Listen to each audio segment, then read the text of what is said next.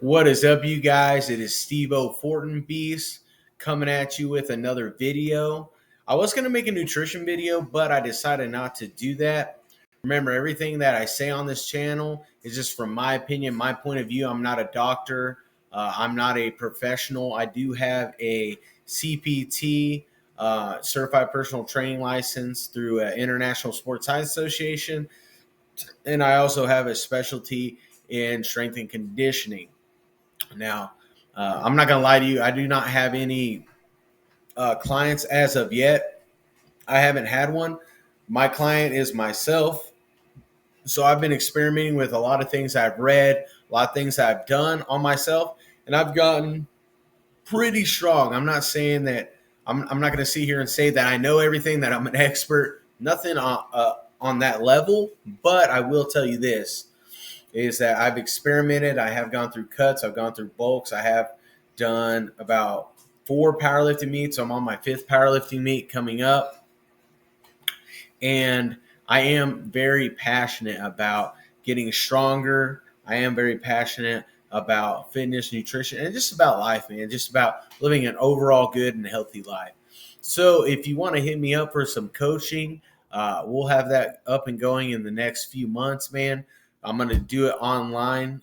We'll do some video check-ins. We'll go ahead and talk about your nutrition goals. We'll talk about things like that. Remember, I do not have a nutrition license, but I can give you some general pointers and help you out in that way. And honestly, I probably know more about nutrition than everything else, but I do not have that license. So therefore, I cannot tell you. I can only give you a little bit of recommendations. I cannot. I could plan out a whole meal plan, but I have to let you know from the rip, I am not licensed as a nutritionist, anything like that. So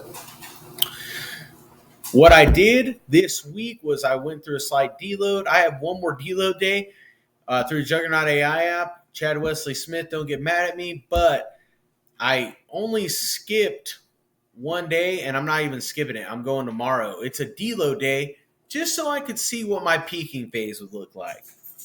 And so I have my 5 weeks of my peaking phase that I get to check out. I'm going to stick with Juggernaut for a little bit here, probably at least a year or two. I believe that it has been, it's gotten that right range of volume, right range of intensity.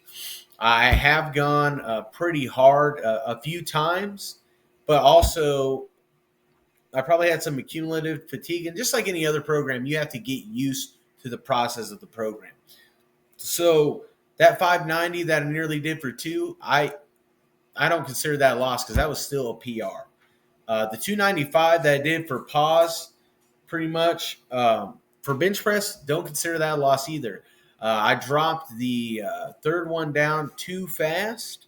I might have been able to get that third one if I would have just done it the way the first 2 were. So the Juggernaut AI app has been working fairly well. I enjoy it thoroughly.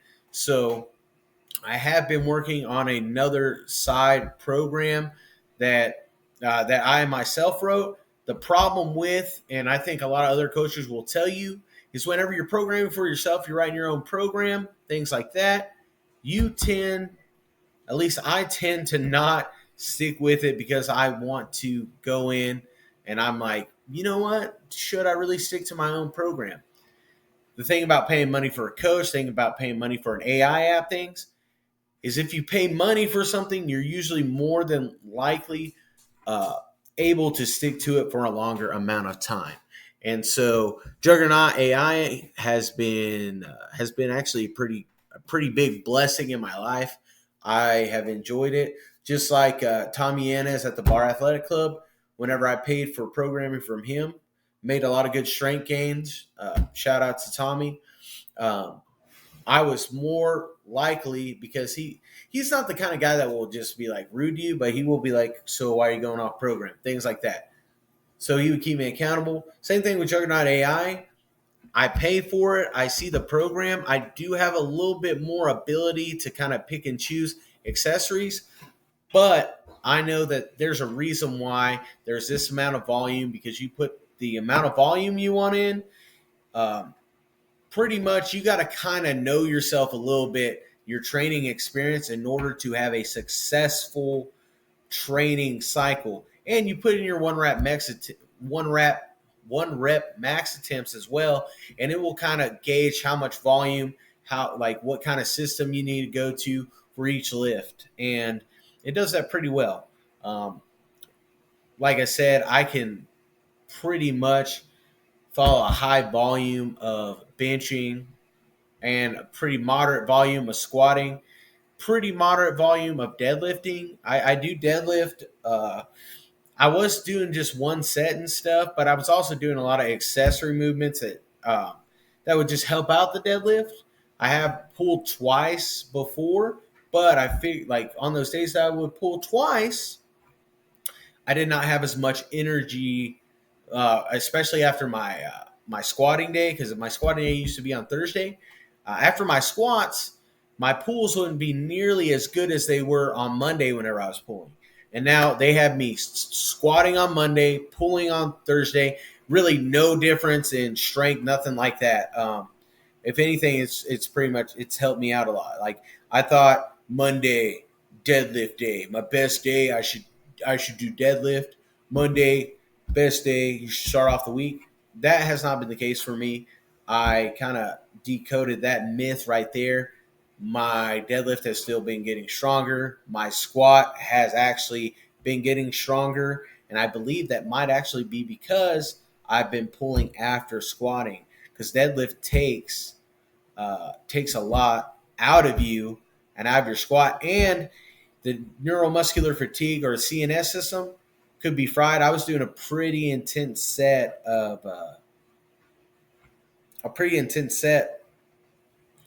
like fives on my Monday, and I was using straps. And people say that's cheating. Barely, it might give me a rep, and that's the truth. That's why I realized like I've been able to pretty much perform the same with my grip as I was with my straps, and a lot of that is due to at Crunch. A lot of people hate on these commercial gyms. I think I benefited a lot from Crunch, and then I started going back to the Bar Athletic Hub. You know why? Those bars do not have the same kind of grip that the Power Bar does.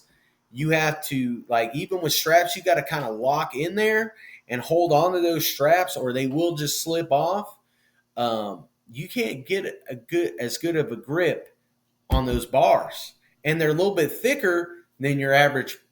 The IPF approved Elenco bar, Texas Power Bar, things like that. They're a little bit thicker, so your grip's going to have a little bit more work. And I realized that going in back to the bar because grip used to be my really kind of like my weak point, but it's gotten a lot better. And shout out to Crunch Fitness. No, they don't sponsor me, and I do love the Bar Athletic Club too. I've been going to the bar more during this peaking phase. I probably will start hitting up Crunch a little bit more during this summer because I got a lot of hypertrophy work, a lot of building to go up because your boy is going to be competing at the Big Horn Bash in January. So we're going to have about 8 months of a training cycle going into this. It's going to be a great, fantastic time. So what the numbers are saying, and these could change based on how the peak actually goes, because Juggernaut AI app goes based on RPE, rate of perceived exertion. So say I go in Monday, which it says my top squat for that day, and the weights do change based on how you're feeling for that day. By the way, so the 490 is not a set in stone single. I could go in feeling great. You put the fire emblem on, it could easily go to 515. And then my numbers for my final week can be like anywhere because right now it's the top end that it says because you can actually look at your attempts. Top end that it says is 545. It can go based on how I'm feeling, based on everything going for that day. It could go to 560, 565. But guess what I've learned in the powerlifting game? Sometimes it's better to just go for the good little PR. I believe I'll have at least a 30-pound PR. Uh, depth, depth, depth has been good. Um, this training cycle of just squatting has been good. I went through that cut 207, and I was still feeling pretty good. I've gained a little bit of weight, the last few months, pretty good mass. Not putting on too much fat, but anytime you bulk, you will put on a little bit of fat. But I'm at 220 pretty much on a regular basis. I've been intermittent fasting. If I do have a snack, it's been a small little snack, like a little kiwi. Like I had a kiwi last night, but it has good fiber and stuff. So the poop I just took, and yes, bro, the morning poop is essential for powerlifter. You don't want to poop your britches while you're squatting, which unfortunately and embarrassingly has happened to your boy at Crunch and at the bar more than once. But that's okay. With all this being said, man, I am excited to come at you guys, kind of give you guys an update. Those numbers do change. My benching is now no extra wide grip benching, nothing like that. It's all competition benching. I do have some accessories I get to choose to put in, but it's all about how we're going to perform May 27th, Saturday.